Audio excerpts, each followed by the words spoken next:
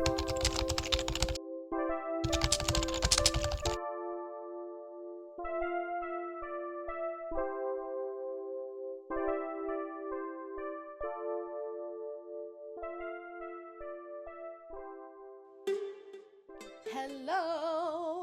and welcome back to another episode of Insufferable with me, your host, Lindsay. How?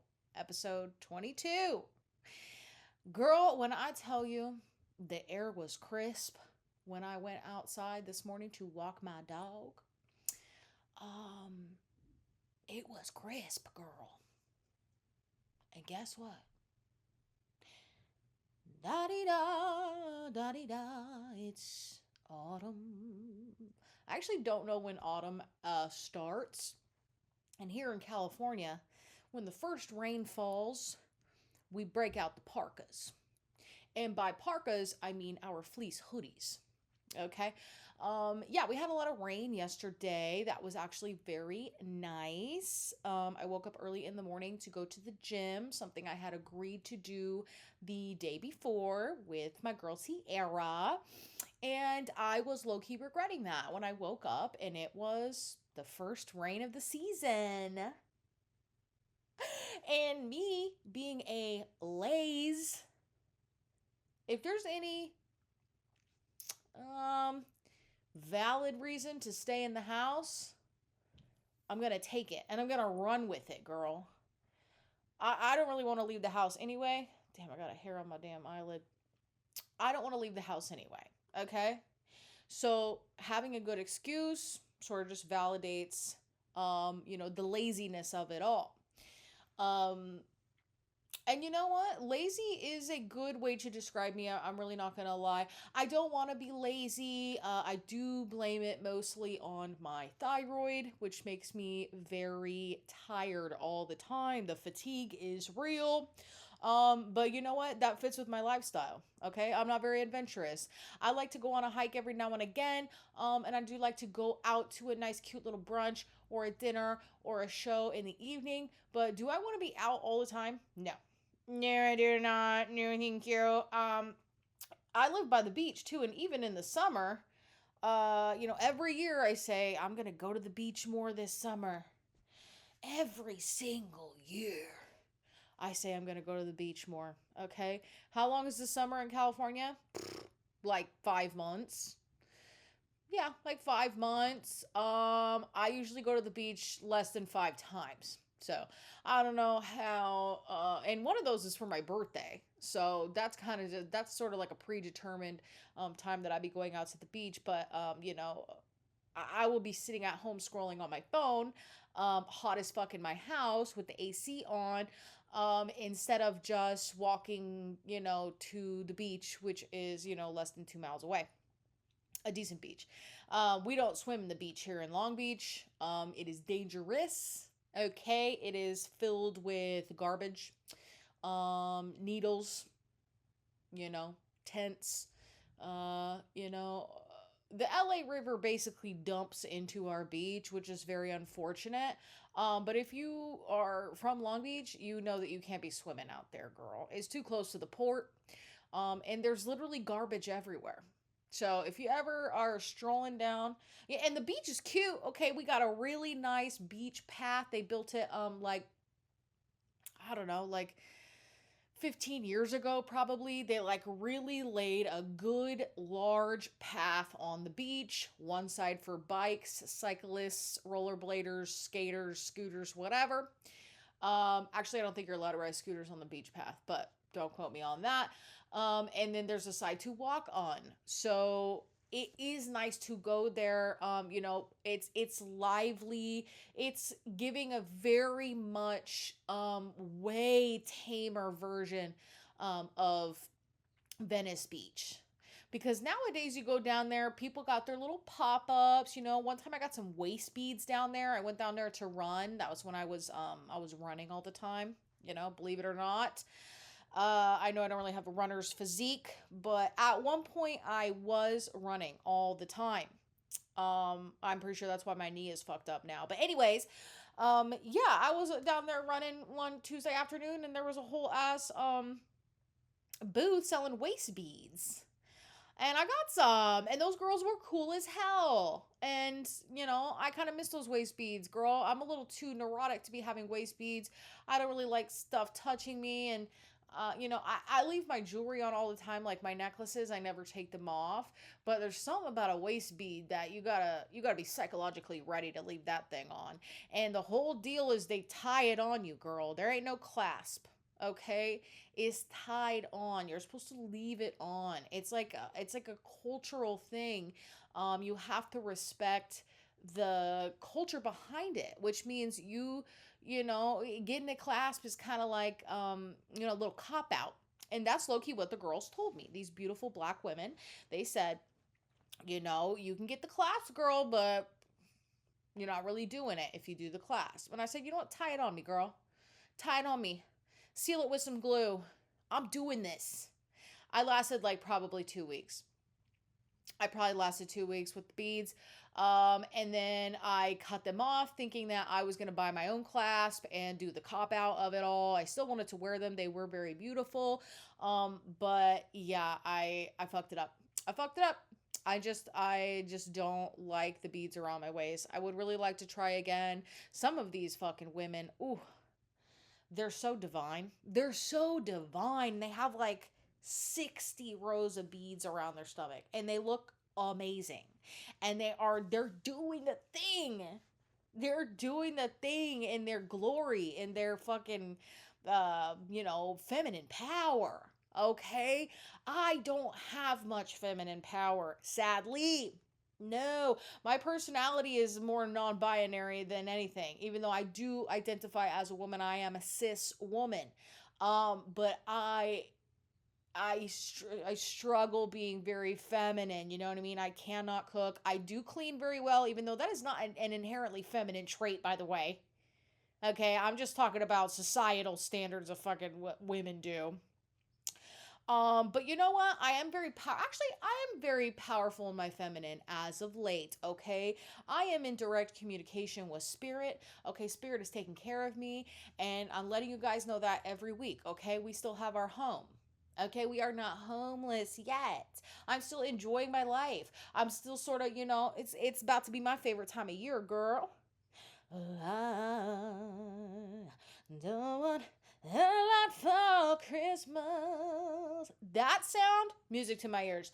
I know a lot of people hear that sound and they're like, oh my God, it's the end of the year already. Girl, I've been waiting for this. I've been waiting for this. I thrive in a hoodie and some Uggs and some, big old pants and a cozy fucking just cozy nature in general. You know what I'm saying? I think this might be my first cozy season with a couch. When did I get this couch? I think I got it like in March of this year. If I don't, I think so. So I think this might be my first cozy season with a couch, girl. And that brings me to the topics I already said I was going to talk about. I watched a few more spooky movies, as one does in the season. And it's been great. It's been great watching a spooky movie every night. And yeah, I wanted to touch on the Ed Gein of it all. I'm not going to say a lot. I'm not going to say a lot because, like I said in the last episode, Ryan Murphy needs to be stopped. Someone needs to arrest him. He needs to be arrested. He needs to be put in jail for what he is doing with these Monsters series. I didn't really feel this passionately about apprehending him when he did Dahmer, even though that was pretty disrespectful in the long run. I think the victims of the family, or the family's victims, the families of the victims, first of all, deserve a little heads up if you're gonna make a whole fucking series about what happened to my loved one. I think a lot of people don't really pay attention to them. They ain't get no respect in this big Hollywood fucking production situation. And from what I remember hearing is that those victims did not have a heads up and they did not get paid or, although I will say Dahmer was pretty good. He did I think Dahmer was more accurate than some of the other Monsters' series. Um but here's my thing about the Ed Gein. Well, let's move off of Dahmer because, like I already said, it was kind of disrespectful, and I don't want to give it a good review because I liked it cinematography wise, and I don't know if it's a flex to portray a serial killer really well. I don't know if that's a flex, Evan Peters, but he did do a good job. So let's move on. Also, too, I want to say about Ryan Murphy is he needs to start casting some very ugly actors for these roles. Okay, you're not beating the allegations of you know romanticizing, or what's the other word, glorifying the killers of it all by casting someone like Charlie Hunnam as a heinous killer, or Evan Peters for that matter, or any of the two fellas that played the Menendez brothers. These men shouldn't be attractive, okay? You're making me feel some type of way.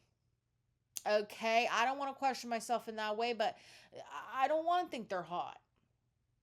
And some of these guys are known for being hot. Charlie Hunnam? Charlie Hunnam? You could have got some stank ass fucking old man to play that role, and he probably would have killed it too. He probably would have done a good job. Okay, but damn, bro. He was too hot to play that role. And you had him in the nude.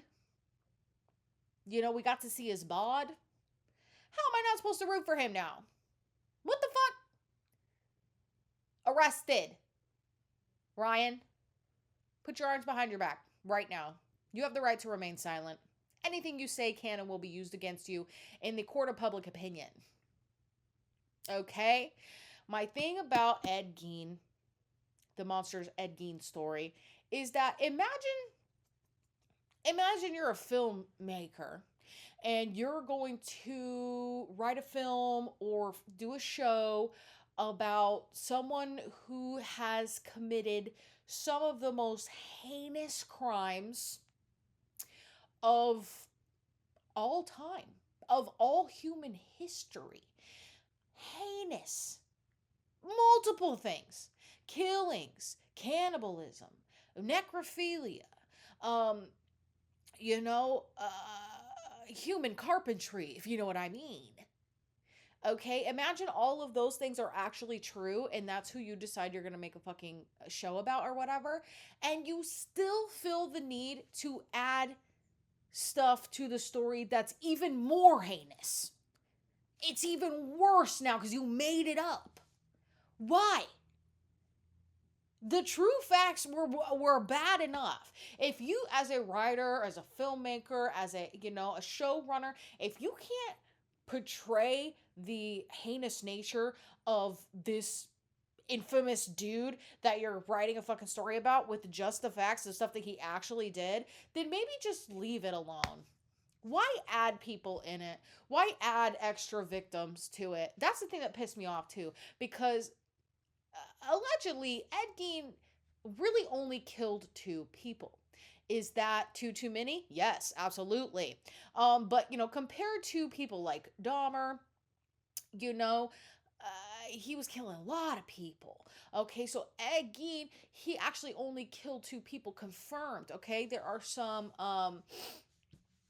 there is some research that would indicate that there was other missing people around those times that he may or may not have been involved with, but that's never been proven, because turns out if he was involved with killing a person, he did so that he could bring them back to his house and make them into a lampshade, which is heinous, horrible.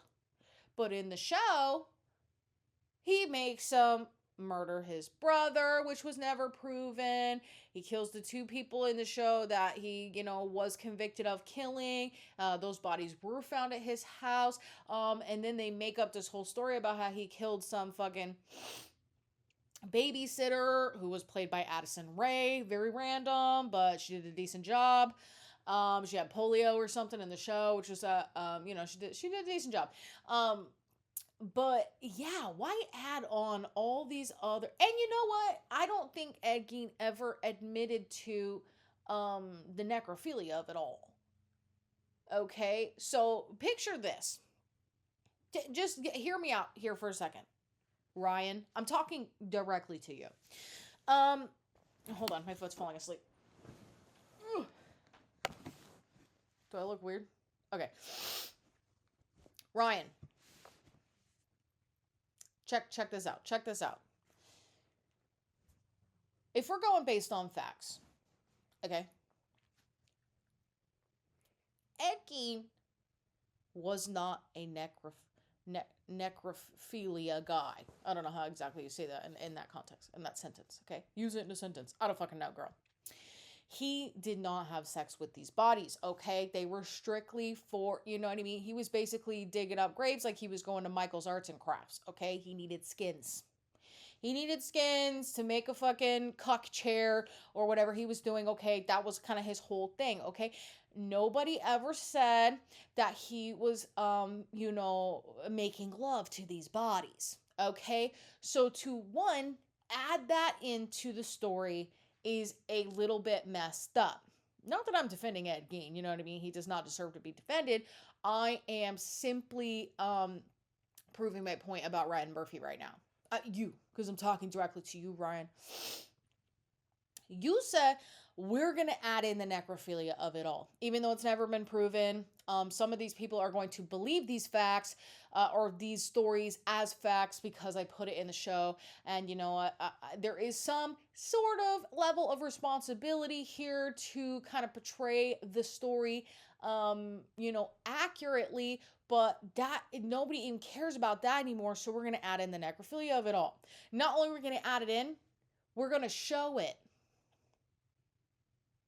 graphically. Tons of angles. The overhead angle. You had a bird's eye view in this show of him having sex with a dead body. What is wrong with you? Don't you understand that the audience will fill in the blanks when you accurately and creatively and artistically imply that he is having sex with this dead body? Okay? That's the whole thing about imagination. Okay? Give the audience some damn credit. You did not have to show him doing that. Especially since that wasn't even true. That wasn't even a fact about him. You added that in, you sick fuck. You added that in and you made us watch that. And you could have given us... Let's do some constructive feedback here, Ryan. Instead of showing, overhead of him thrusting on this dead body on his fucking kitchen counter, kitchen table or whatever, and then cutting to, another room, and here's a version of him from, the left side, and he's thrusting on it, and now we're gonna go from the back, like that porn angle where it's from like the man's ball side, from the back, we're gonna show it from there too, and then in the scene, it's also gonna be 90 minutes long. Yeah, I mean, it wasn't 90 minutes long, but it felt like 90 minutes long. You're gonna make the audience cringe so bad that they're like, what am I doing? I feel like I need therapy after this. Should I turn this off? Is this on Netflix? What is this rated? Why are we being shown this? Okay, here's the constructive criticism, feedback from me. You could have shown the kitchen table from the other side of the house, right? Because it was, low-key open concept, this house. Okay, so you could have been standing over by the front door and you could have shown a very out of focus silhouette type shot of him maybe mounting the body and pulling down his pants, okay? And then you could have cut right there. And we would have all known exactly what was going on there. And we could be like, wow, that's really gross. Did he actually do that? And then you would go on Google and search that he actually didn't. And then you'd be like, wow, Ryan Murphy, why'd you add that in if he didn't actually do that? Why the fuck are you pushing the boundaries so intensely like this for no reason? It's not educational. It's not like a historic fact that, people need to see this. No. That's what you could have done. So I hope you're writing this down. Because I fear people will have a hard time recovering from that episode. There was too many angles and it was too long. And I think I speak for everyone when I say we all want to see Charlie Hunnam's butt. Okay? That's a universal thing. Men and women alike. Theys and thems. The girls and the gays. Everybody. They want to see his butt. Do we want to see it in that context? No, we do not. By the way. Oh, by the way, you didn't have to do that. Oh, by the way, that was a personal choice. Oh, by the way, you should be arrested. Okay, I am sorry about that. The phone stopped recording because, what better than running out of storage, every time I try to film. So anyways, it's actually good that happened so I can calm down a little bit because the Ryan Murphy of it all, I'm pretty pissed about him. The whole thing about you got to show it if it's educational, you got to tell the story accurately. People need to know what happened, blah, blah, blah. It just doesn't apply to the Ed Gein story and the stuff that he did show and the things that he did add in unnecessarily. I fear it could have been more artistic. It could have been more artistic. He could have portrayed it in a way that wasn't so fucking disturbing, in my personal opinion. That's just my opinion. Maybe people like it. Everyone that I talked to was like, I had to actually stop watching at that point, and I don't know if I could finish it. Here is what I will say. And I am glad that I made it through the whole thing. I was a little bit queasy and I did sort of start doing the dishes while that whole scene was happening with the body and the necrophilia of it all. So I do understand the sentiment of, getting through, or I don't know if that makes sense. I'm glad I got through to the end because in the second to last episode, and the last episode fucking sucks, by the way, and the way he ended it was lame, like him meeting his mom in heaven or whatever, and he's like, and all the other killers like being there, Charles Manson.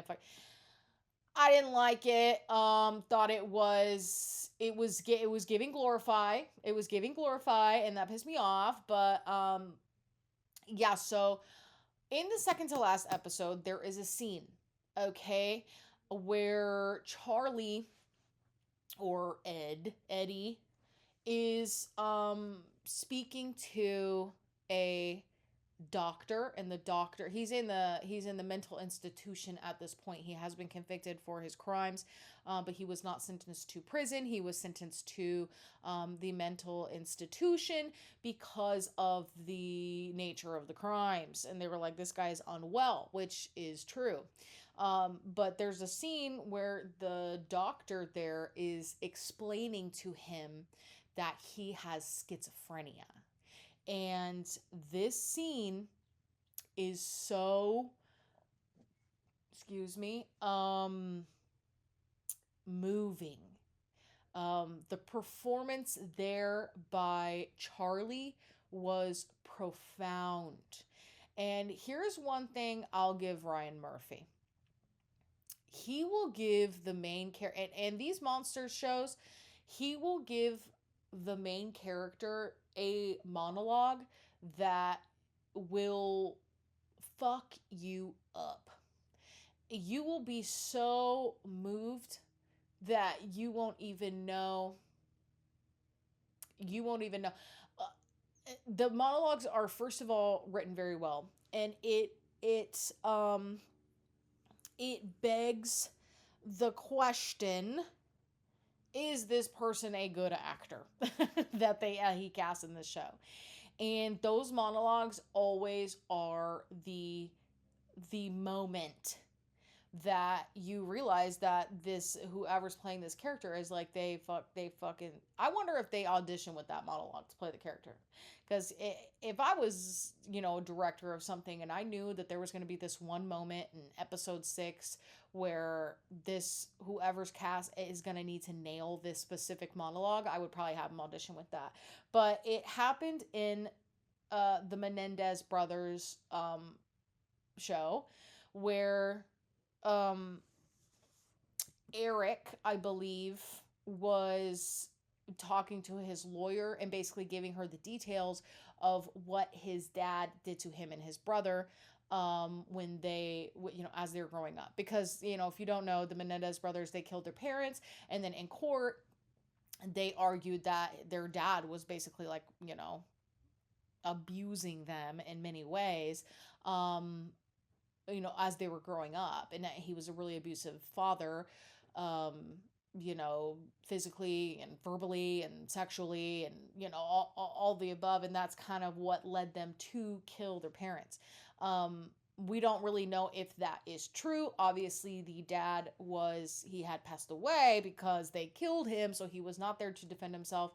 But there was a little bit of cooperation to prove those stories that the boys were saying, by other people in the family. I think like the cousin or something kind of confirmed that when they were younger, like they kind of told their cousin what was going on or whatever. So I understand, adding that in as an educational thing. Like this could may well have happened to these boys.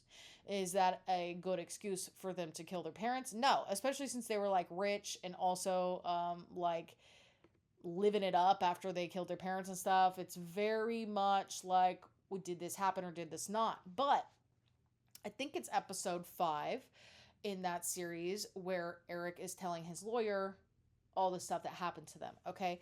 This episode, first of all, is all one shot. There are no cuts. Okay. And it's of Eric facing the camera, and it's the back of his lawyer. She's facing him and she's asking him, like, what happened? And he has to relate these heinous details, like the worst thing that you can ever hear somebody say that happened to them as a child. He's saying happened to him as a child. And it's all one shot, and it's 45 minutes long.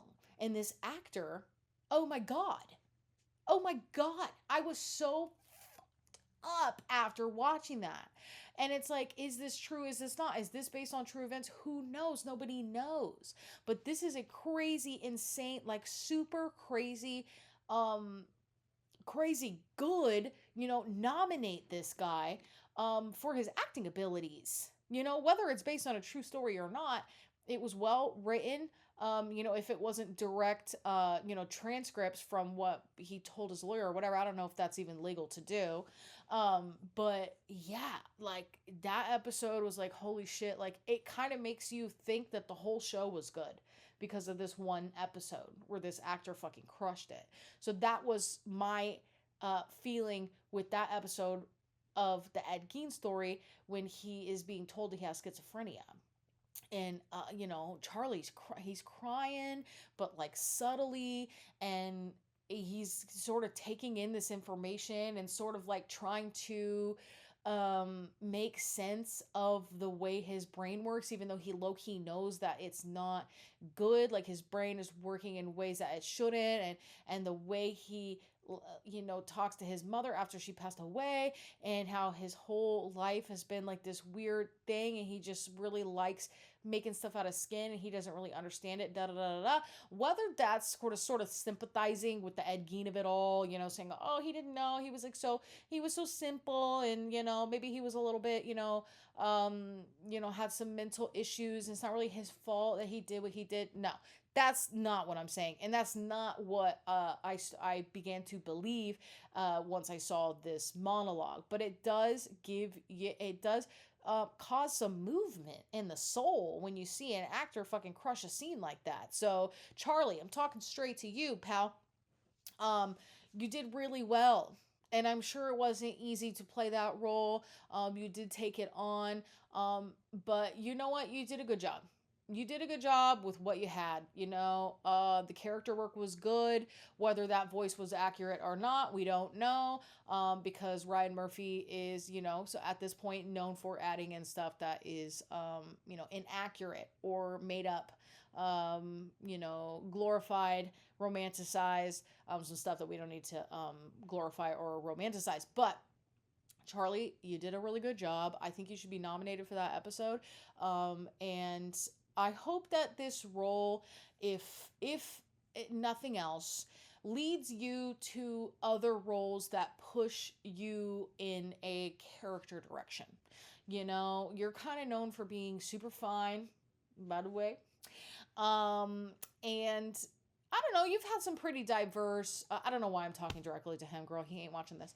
He's had some very diverse roles in the past. A lot of people remember him from Sons of Anarchy, which unfortunately I did not watch. And I don't know if I'll ever jump into it. I don't know. White people scare me. I ain't gonna lie. Biker whites and the Rob Zombie, white trash fucking murderer types, those scare me. Okay. I don't want to, I don't claim that. I don't claim that. But yeah, Sons of Anarchy, he's kind of known for that, and he's had a pretty prolific career. He's been around for a long time. And I don't know, I think this is the first time I've seen him in a really intense character role, very much had the haircut and the prosthetics on the eye and all of that. I mean, he really submerged himself into it, and I will give him that. He did a good job. All the actors did a good job, by the way. Even Adeline, even though I don't even want to get into her story, dude. It was unnecessary. She barely existed the way that they wrote it in there, and I don't want to get into it. But the actor did well in that role, so I'll give her that. But yeah, that is my thoughts on the Ed Gein story. I am waiting for a callback from the police to press charges on Ryan Murphy for it all. But I will not be pressing charges on Charlie because he did a good job. So yeah, those are my thoughts. What else have I watched? Okay, so last night I watched Halloween 3 Season of the Witch. Now, if you know me, I love Halloween. Michael Myers, not really the holiday. It's not really my favorite holiday. I'm a Christmas bitch. But Halloween Michael Myers has been a staple in my life since I was very, very young. My brother and I started watching those movies when we were very young. Is that a good thing or a bad thing? Probably neither, to be honest. Definitely wasn't a good thing. But, just the love for horror movies and the dramatics of it all.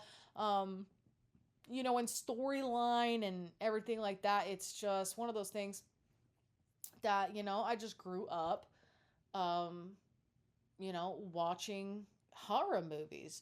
So when I was a big fan of Halloween Michael Myers. Okay, I watched the first one. I said this is so good. I watched the second one, which I also watched again last night, and I was like, dang, Michael Myers is so cool. And then Halloween 3 came out, and it was a totally different storyline that did not involve Halloween Michael Myers at all. It was called Season of the Witch, and it was a totally different storyline. My brother was telling me that in the beginning, it was supposed to be Halloween was supposed to be like American Horror Story, where each one was different, and Michael Myers wasn't even really intended to be in all of them or something along those lines, he had said. And that is why Season of the Witch came about. Why do the first two with Michael Myers and the storyline kind of carries on? But that was pretty annoying. So I watched Season of the Witch. Standalone, I guess, is pretty cool. The whole Halloween mask of it all. I can't really remember exact details. I was a little bit in and out. But yeah, I will refrain from talking shit about Halloween 3, the season of the witch, because I understand that it wasn't really supposed to be a Michael Myers movie in general, like at all. So I need to not be so salty about him not being in it. And what really fucked me up is that the storyline is that there's this company or whatever called Shamrock something or other, and they're making these masks that are making people pass away. And there's like these FBI guys who are like robots or some shit. And yeah. Anyways, they do show like TVs throughout the whole movie because there's a fucking little song with the Shamrock Company and their logo's always on the TV playing the song. And at one point they show a clip of Halloween 1 as it's like a TV show on the TV. Like someone shot it. Like it wasn't a real story in this universe. It was actually like a movie that they filmed. I was like, what the hell is that? And it's like 5 seconds long. And that's kind of the only time they ever mention Michael Myers. So, I don't know. It was good. It was pretty long. I thought it was going to be over like 100 times, and it wasn't. And the main character, he had an ex-wife who was, first of all, the actor that plays she gets killed in the first Halloween. So I'm like, why'd they bring this actor back? Because she's in the universe. But I don't know. I think I might dive a little bit more into that, see the whole psychology behind why they did Season of the Witch.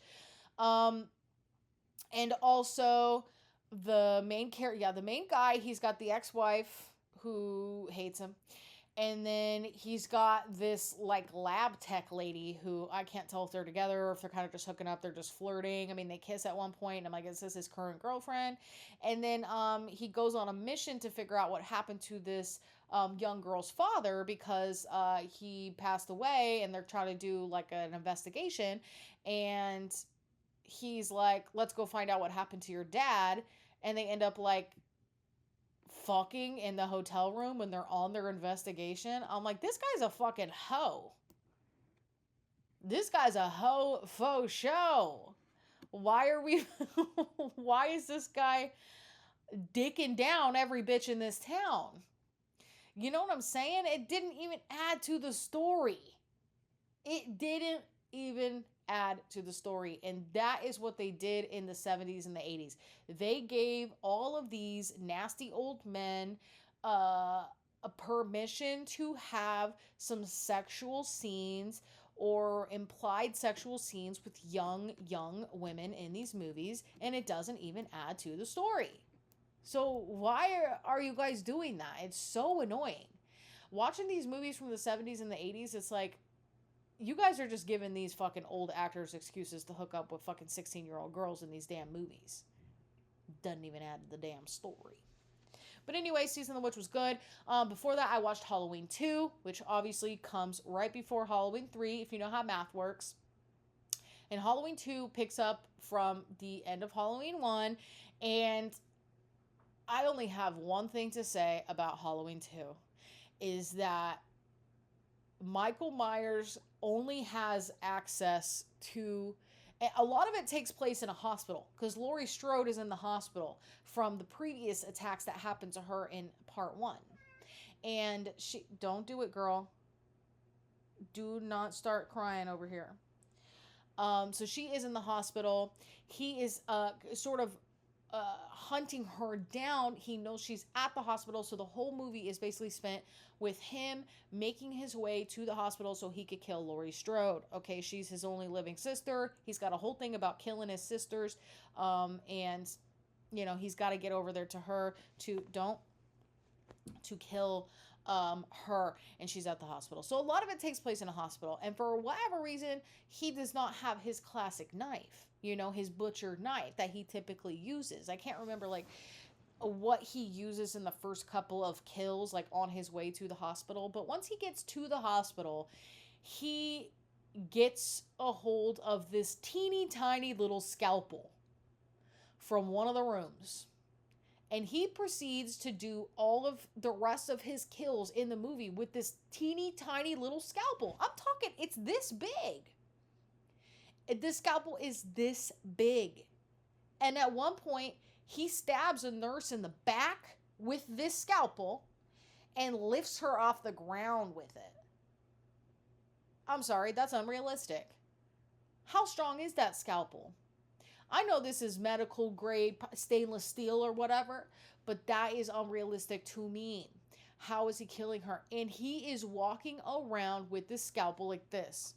He's got his elbow sort of tucked into his waist, and he's holding the scalpel out like this.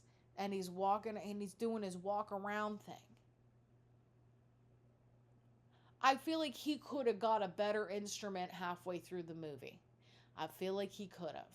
And in number 2, they kill a young teenage boy.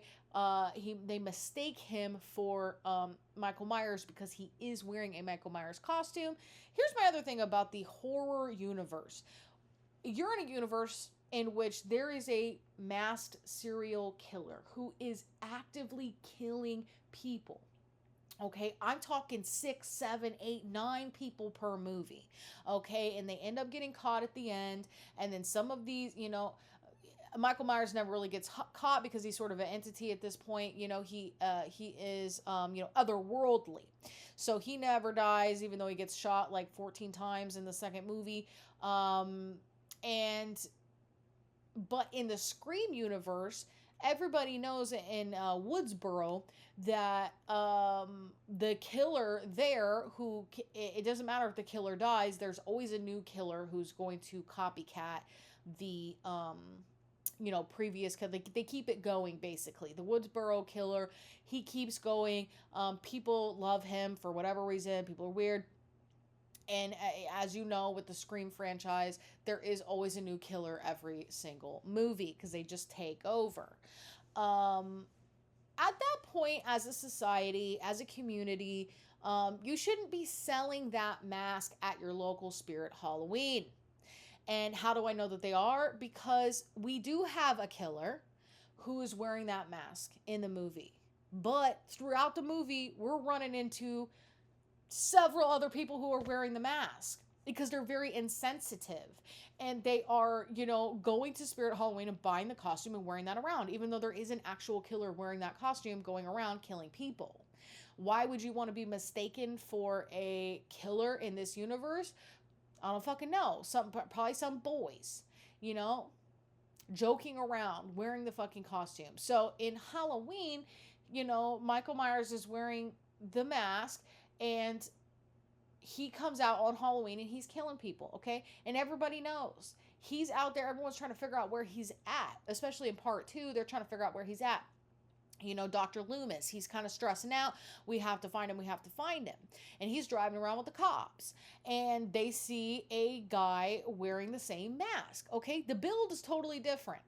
Okay, and the mask is low-key different too, and he's wearing like a jacket instead of the coveralls, and the description, it doesn't really fit, except for he is wearing the same mask. So what do? They run him down with a car. The cops run him down with a car.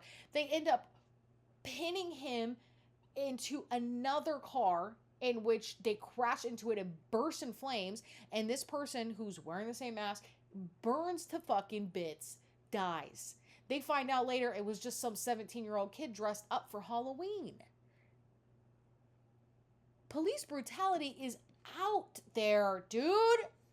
Who the fuck does that? Like, you could have fucking tased him or something. Just fucking run into... And the guy who runs his car into this man and ends up running into another car and it all bursts into flames, the driver doesn't die.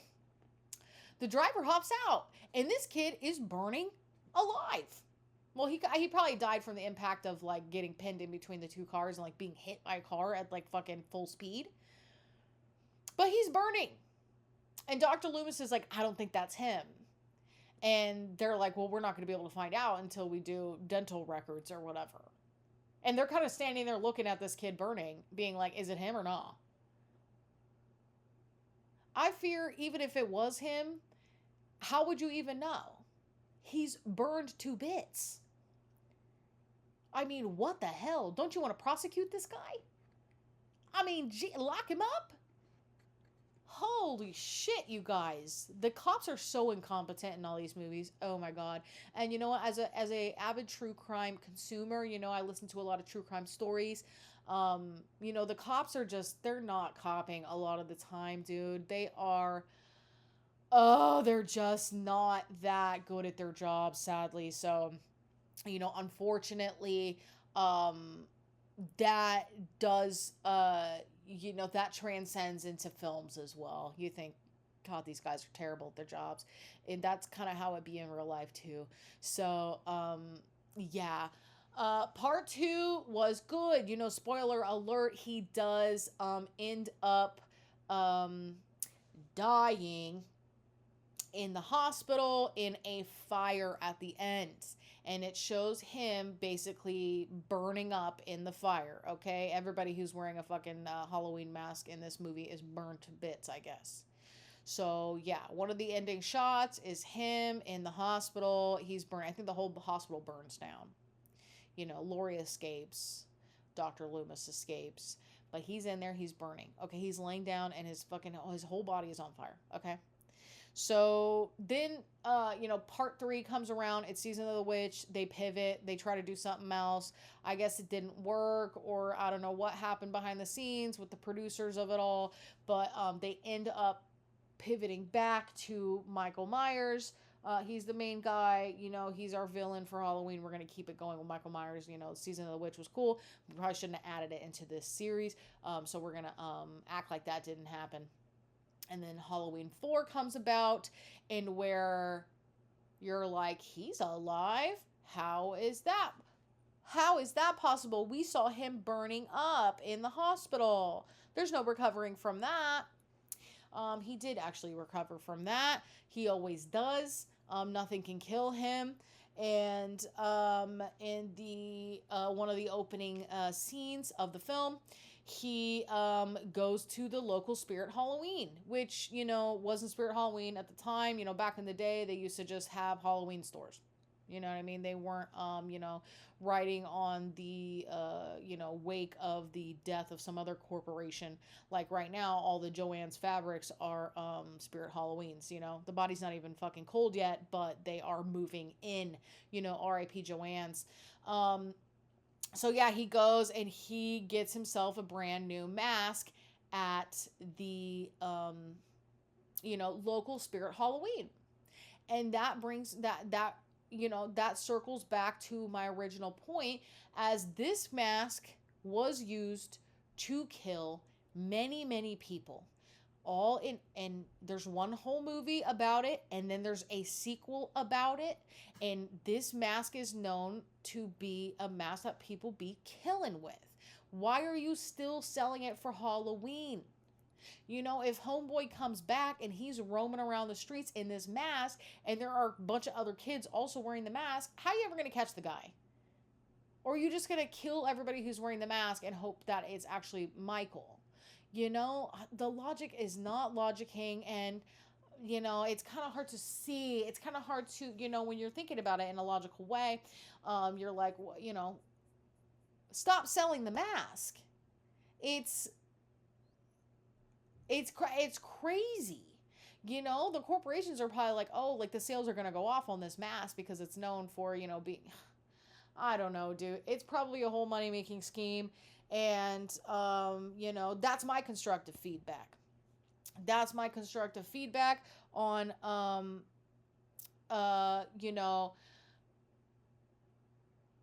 these movies and these universes. You know what I mean? If someone wants to continue to kill in the mask, they should have to go on eBay and bid for a vintage one, because they don't sell them anymore, because everybody has a fucking a heart and morals, and they don't sell them anymore. We actually discontinued this mask because of all the horrible stuff that happened in this town with this mask. So if you are you want to be Ghostface, you're going to be the new killer, and you want to get a Ghostface costume, you have to go on eBay or, Mercari, and fucking bid on one. You know what I'm saying? And then that would also help us get the killer. Where'd you buy this mask? Oh, they sell it everywhere right now? Tons of people are buying it? Can't really narrow it down from there. Okay, but you have a vintage one, you sell it to a guy, all of a sudden, the killer's back? Oh, wow. I don't even think you need to be a good detective to figure out who might be the new killer this time. You know? So, I don't know. That's my constructive feedback on the movies that I watched. I also watched Scary Movie last night, which honestly aged very well. That movie is so well done. They could never make a parody like that these days. Scary Movie and Not Another Teen Movie. 10 out of 10 on both of those. I need to watch another teen movie. I used to watch that a lot when I was a teenager, but I need to watch it again and see how it feels. But I think that they both check out. But Scary Movie is fucking funny, dude. And Anna Faris is a damn legend. Okay? There's never been a funnier bitch than her. And she was doing it big in those days. She really was. She was our funniest girl. So I do appreciate her for that. But yeah, I think that's going to do it for me today. I do have a lot of other stuff to do today, so I am going to wrap it up there. Thank you guys so much for tuning in for yet again another episode of Insufferable with me, your host, Lindsay Howe. Leave in the comments your thoughts on all of these movies. Maybe I was too critical of, any of these movies, or, maybe it's like you need to suspend your logic and your, belief to watch a movie. Yes, I understand that maybe I'm being too critical, but let me know. Either way, love horror movies, love spooky season. And I'll be back next week with some other spooky topics. You know what I'm saying? So, anyway, thank you again, and I will see you next week. Goodbye.